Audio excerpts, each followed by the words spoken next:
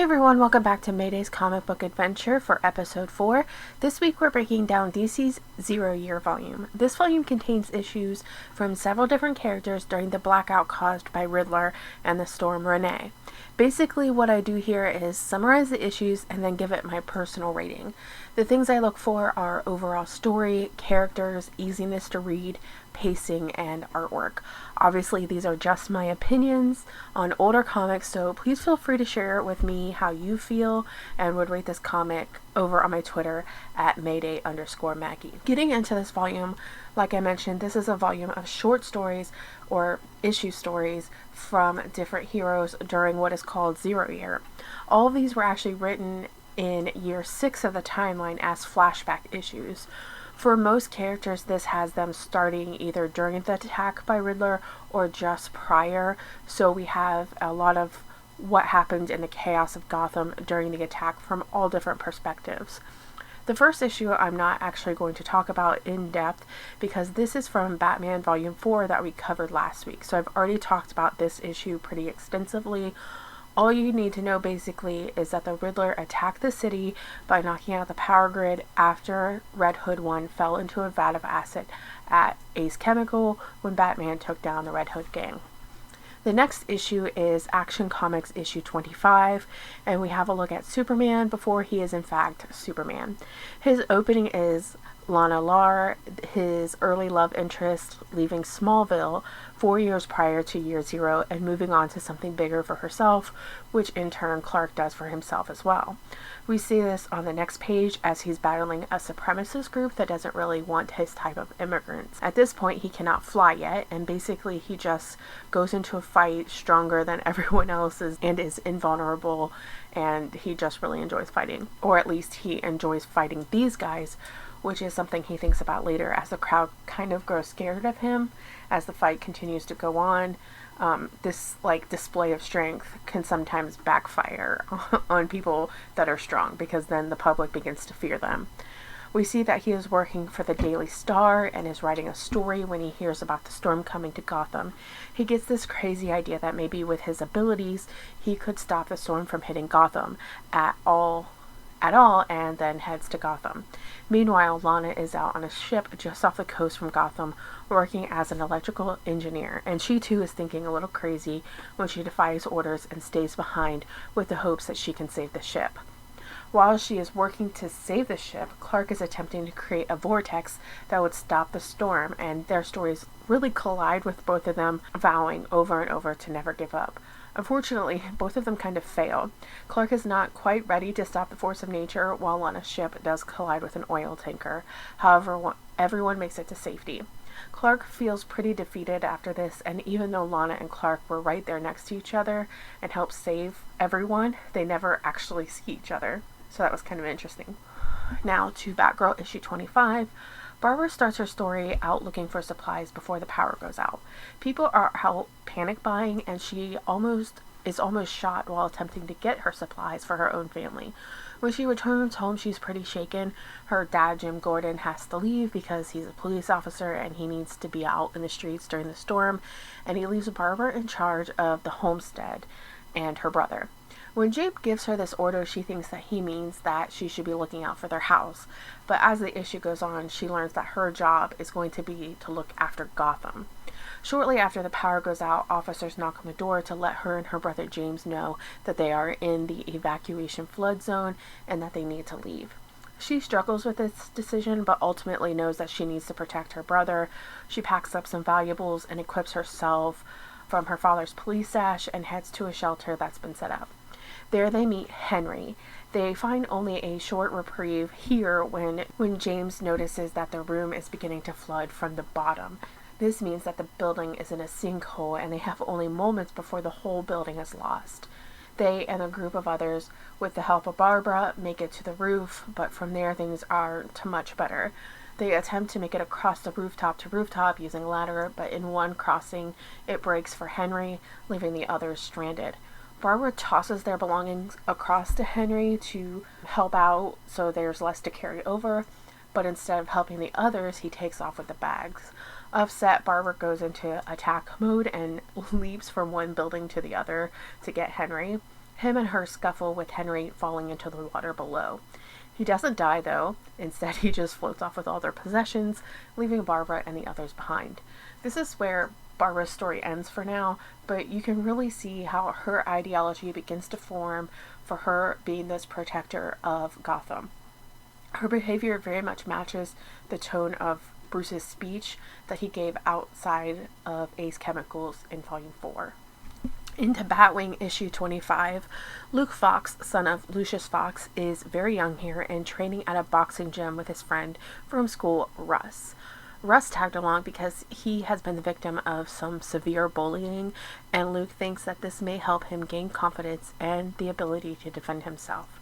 After boxing, they head home on the subway where they're confronted by a group of gang members. Instead of allowing them to take their stuff, Luke fights back, and one of the gang members even shoots himself in the process.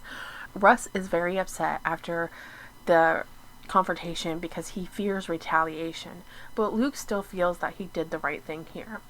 The week following, Russ is bullied constantly and finally snaps. He hits a kid that in turn beats him up. After this incident, he then locks himself away in a lab and no longer communicates with Luke. During his experiments is when the news of the storm is coming happens. During the storm, Luke learns that Russ has been right about the retaliation when the members of the 99 Percenters come after him. Luckily for Luke, Batman shows up to have his back and Luke helps fight off the offenders. Afterwards, Luke runs to talk with Russ to tell him about the encounter, but Russ is currently watching his bully through a window, and Russ himself looks very different. Turns out Russ has been experimenting with the drug snakebite, which has drastically altered his appearance. However, Russ's plans don't just end here. He plans to blow up nearby levees, which will wash away the school. Luke attempts to stop Russ and does get a detonator, but by this point the police arrived and misread the scene and think that Luke is the bomber. In the confusion and while being shot at, Luke accidentally hits the button, causing the levee to explode. Luke is arrested and Russ, later known as Menace, gets away. When we get back to Batwing in issue 26, we'll talk more about Menace because that's when he will become Batwing's main villain. Now, for Batwoman issue 25, here we have Kate Kane, who has been away at West Point. When she learns about Phillips Kane's death, which happened in Batman issue 25 from volume 4 last week, she returns home to Gotham. She is not happy to be back here and generally doesn't like Gotham. She does have a brief conversation with Bruce during the funeral and expresses her fear that their family is cursed. Bruce just assures her that some terrible circumstances have happened and they just require some terrible justice. He then graciously boots them all out of Wayne Manor before the storm arrives. On the way home, they hear of Nigma's attack on the radio right before the electricity goes out. Her father wants her to lay low and bunk down in the house for the night. However, Kate has another idea. She wants to go out and help people. She acquires one of Bruce's motorcycles and then heads into the city. There's a side story here with Maggie Sawyer, who is a new police officer from Metropolis who's arriving in Gotham to help with the storm efforts. She becomes important in Batwoman's story, so this is an important first meeting for them. While Kate is out at first, she's concerned that things are too calm until she spots a boy in a window. She heads into the building to get the boy and runs right into a robbery in progress.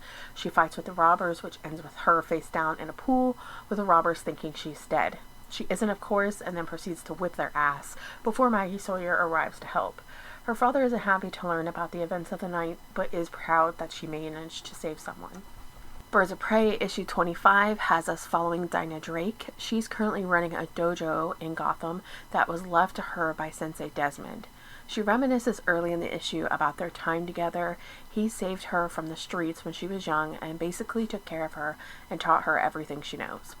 When she's older, he is diagnosed with brain cancer and dies a short time later, leaving the dojo to her. She isn't confident in her ability to lead, and even less so when a local gang comes looking for protection money. When the electricity goes out, she's on a subway. She helps everyone get evacuated and make it out, and when they arrive on the streets, it's utter chaos. She finds a man named Yi who has been stabbed, and He gives her this device she needs to give to a man named Lynch. Unfortunately, Lynch isn't the only one looking for the device, and she's chased all over Gotham by a pack of ninjas. Eventually, she finds herself surrounded by the ninjas and fights them until Lynch and his men find her. They offer to give her a ride home and tell her on the way that the device contains information about Mark's generators. They think that it somehow is connected, but also not connected to what's happening with the power. When they arrive at the dojo, they discover that it is on fire. Realizing that she has nothing left here in Gotham, she accepts the job offer from Lynch to join him and his team. Now, to Catwoman, issue 25. A little secret here, Catwoman is my favorite character. That's just some backstory about myself, so I always get excited about Catwoman stuff. In issue 25, we get Selina's backstory. At this point, Selina is not the cat burglar we know her as. However, this story gives us her first taste of that life. At the beginning of the issue, she does steal a pack from a man that is being rude to an old woman. Selina runs off with it, but is followed by police. With the help of a cat, she makes her escape and is in the clear. But she attempts to sell the loot, but the mountain climbing gear that was in it just isn't fetching top dollar at the moment with the storm coming. Selina then makes a trip to a local store that is being overrun with customers. The owner assures them all that they will all get something. That is until Arnett Crocker shows up with his bodyguards and demands that everything in the store is now his and his bodyguards. And they make that happen. Selina does have an altercation with one of the men, but it doesn't really do any good. All she does is slash him across the face. She later attends Arnett Crocker's party using the mountain climbing gear to break in and attack one of the guards.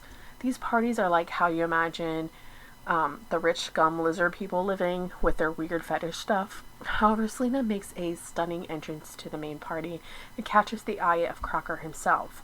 She offers to go to one of the back rooms, which is exactly what you think that means, but on the way back, he has to stop for a meeting.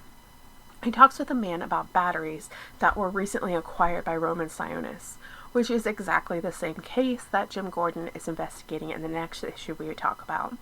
Selina gets caught listening to this conversation by the same guard that she attacked at the store. They're instructed to kill her, but instead she takes them out with the whip she found in one of the back rooms of the party.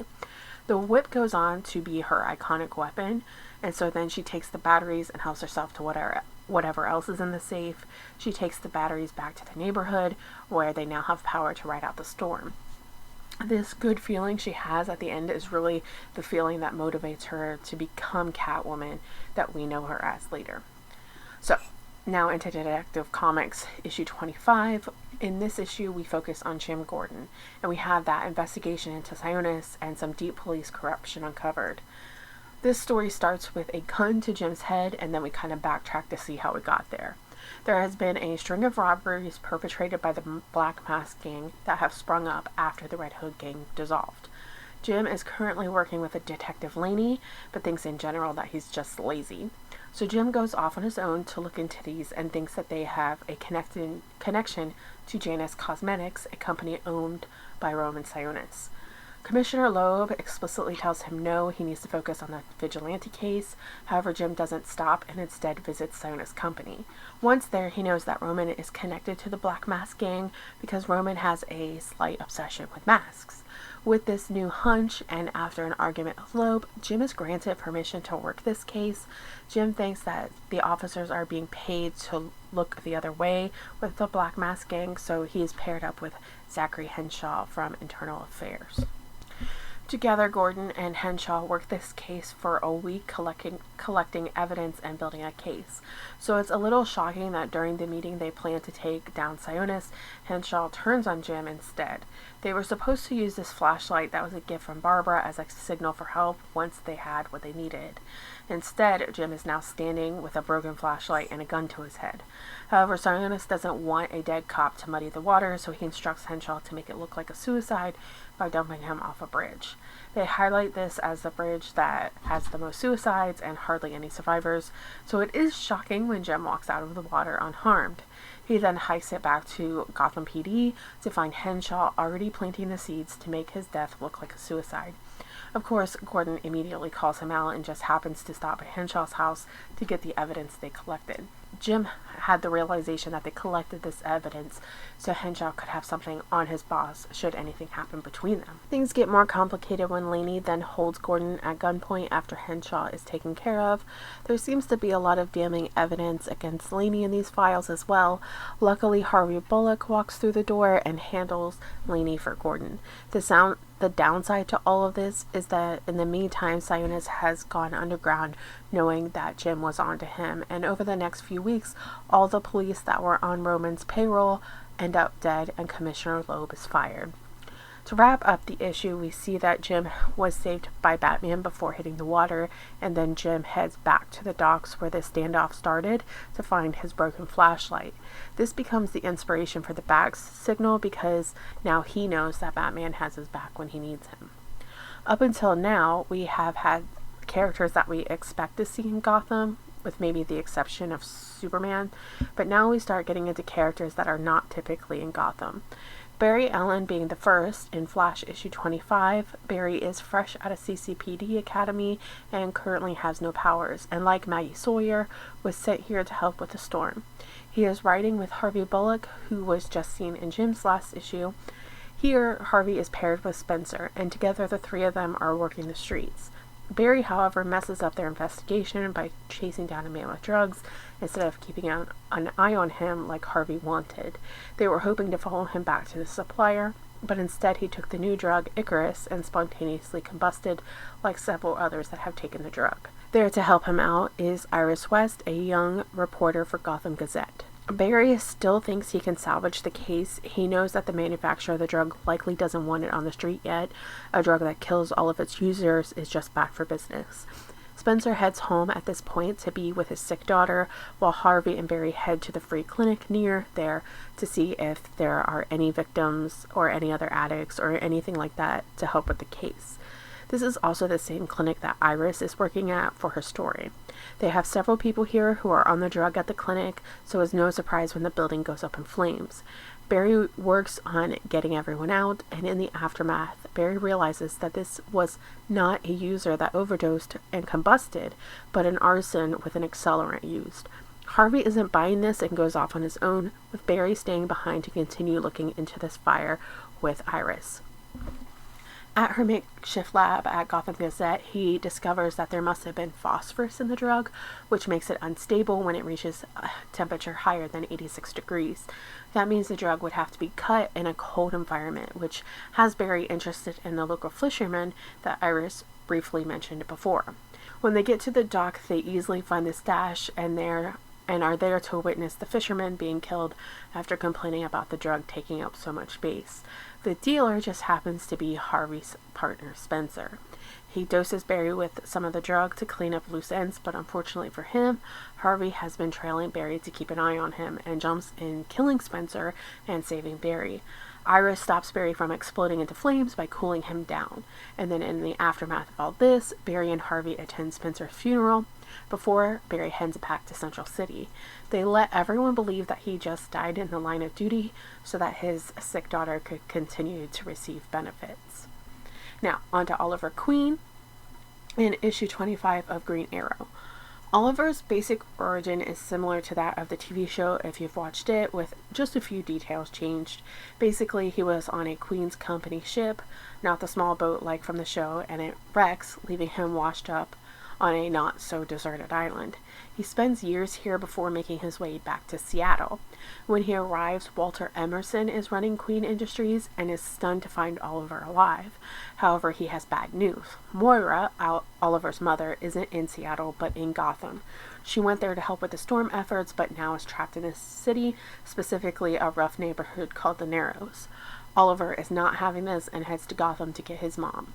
Moira is in a shelter being guarded by John Diggle and another guy when the shelter is attacked by Killer Moth, who has come looking for Moira. Not only is Diggle there to fight, but Batman arrives on the scene just before Oliver. Diggle gets Moira to safety while Batman and Oliver go back and forth over who is taking down Killer Moth. In the end, Batman leaves with a knocked out Killer Moth while Oliver is reunited with his mother. The second part of this story happens from Diggle's perspective. A month later, back in Seattle, Oliver has been making waves as a bow-wielding hooded vigilante, making guys like Diggle feel pretty inadequate. That is until Oliver shows up at Diggle's badly injured. Not only does Diggle help him, but Oliver asks for Diggle to join him on his missions. He needs someone watching his back. Oliver feels that he can trust Diggle because he knows his identity for over a month now and hasn't said anything, and he was also willing to lay down his life for Moira's. Diggle agrees, and they spend years working together in Seattle. That is until Oliver brings Roy Harper home, which we will talk about later when that happens in Arrow's story. We then roll over to Jon Stewart in issue 25 of Green Lantern Corps. Here, Jon is still in the military and has come to Gotham to help evacuate hundreds of people that have been sent to Seaside Coliseum. His current storyline coincides with one from his childhood about his parents, specifically his mother, always standing up for what is right as an activist. Once Stewart arrives in Gotham, they run into a man named Anarchist, and he takes control of the Coliseum and claims that it is now his space. Surprised, they get the jump on Stewart's unit, and their weapons are seized, and the men are put in a cage. Jon remembers back to a Super Bowl performance and realizes that there's a trap door they can escape through. Once through, they make a run for it, but the Anarchist has the stadium locked up pretty tight, and instead, another confrontation happens. At this point, his lieutenant in charge has had enough and begins beating one of the guys to death until Jon steps in. When everything shuffles back to the main area with Stewart's team now armed, the lieutenant is ready to just fire into the crowd to eliminate the bad guys and secure the explosives. Instead, Jon jumps in and takes out the Anarchist by himself and ensures that everyone has the opportunity to evacuate if they wish. Because he defied orders and called out the lieutenant, he knows that he's going to be in serious trouble, and his lieutenant already said so. So at the end of the issue, he basically just walks off and quits, and we do see that he catches the eye of Batman. Obviously, there are going to be repercussions, but we will talk about those when we get to this issue in the series. Alright, 2 more to go with Nightwing issue 25 and Red Hood and the Outlaws 25. For Nightwing, we have Dick Grayson before his time as Robin, when he is still part of the circus. It's currently in Gotham and a little on the outs with his performance group because he's always stealing the show by showing off.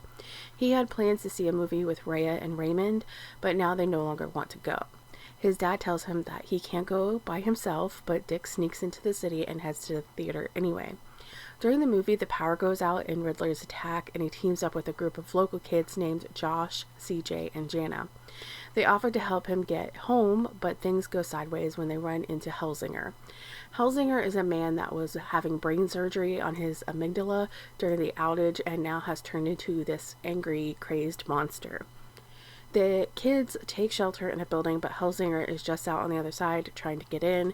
Josh sprained his ankle while running and isn't able to make it anymore, and CJ is just ready to ditch him. However, Dick and Jana stay behind to help. They plan to sneak out a side door. Just as they are making their way through the alley, Hellsinger makes it into the building and jumps out a window after them. In the chase, they catch up with CJ, who now becomes the injured one. Dick refuses to leave him behind as well, getting Hellsinger to follow so the others could get away. Dick is obviously skilled at flying through the air, and luckily Hellsinger is not and falls, knocking himself out. The kids all then head to the circus where CJ's father, mob boss Sal Maroney, comes to get the kids. After his encounter, Dick realizes that he hasn't been acting like a team and decides that he's going to fix that going forward. While Dick and Jason both go on to be Robin, at different points, their origins are very different. Dick did come from a loving family unit, while Jason had an abusive father and a sick mother.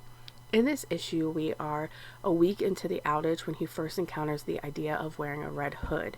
His friend takes him to see some dead people that were part of the Red Hood gang, and they're dead now in an alley, specifically Red Hood 3 and 4. Jason struggles with the idea of becoming like his father and explains that with a mask on, you can be anyone. He doesn't need to be Jason Todd anymore. This encounter is witnessed by a very much still alive Red Hood 1. Later that night, a woman is in a nearby bar looking for information about the Red Hood gang. This woman is later revealed to be Talia al Ghul and has come to see the new guy in charge of the gang. She ends up in a fight with some of the bar patrons, but when Jason jumps in with his hood on, Talia finds exactly what she needs. Jason answers her questions about the gang that he knows of and informs her they are having a meeting that night. They hang out waiting for the meeting to start, with Talia practicing her special punch, the Dukra, which told Talia that she was not going to be able to perform this punch because she just doesn't have her in her, but she's here to take out this new leader and needs to be able to do this punch in order to do so. When it is time for the meeting, she heads over with Jason, but then knocks him out before going in. She's trying to protect him. When Jason comes to in the alley, he is there with Red Hood 1. He panics and then runs off, and Red Hood 1 decides that, you know what, he's done with this gang. Inside, Jason comes in to help Talia by landing the punch that she couldn't. The special punch makes this Untitled Immortal now mortal, and then Talia lobs off his head. Of course, the gang is upset because their leader was just killed, so Jason and Talia take off, and Red Hood 1 finishes the job by blowing up the entire building. Jason decides after this he does not want to wear a hood and is happy just being Jason Todd, while Talia meets with her father and informs him that they need to keep an eye on Jason Todd. Okay, and then into rating this, I'm not actually going to rate this comic because it's not a real volume in the sense that it has this overarching story. This was just a compilation of issue 25s that were all flashbacks.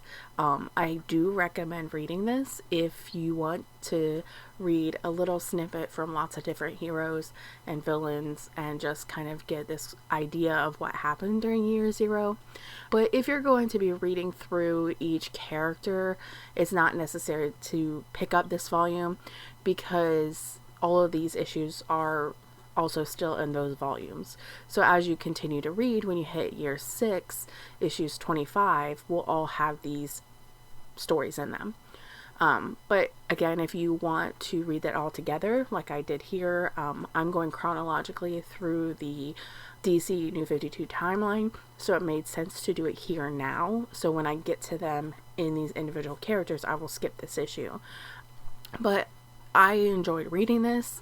I recommend reading it if it's something that you like to read about a lot of different characters. I do, so I really enjoy this, and I hope you guys enjoyed it as well. On Monday, I will be back with an actual rating video for Deadpool Volume 4. Well, Deadpool Classic Volume 4. And then I'll be back next Thursday with Batman Volume 5, which is still in 0 year, but it goes into the Dark City storyline, which takes place after Secret City. So it's all about the conclusion of the Riddler story. I hope you enjoyed this video or podcast, however you're listening or watching. If you are watching this on my podcast, then head over and check out my YouTube channel where I also break down TV episodes, so that might be something you're interested in.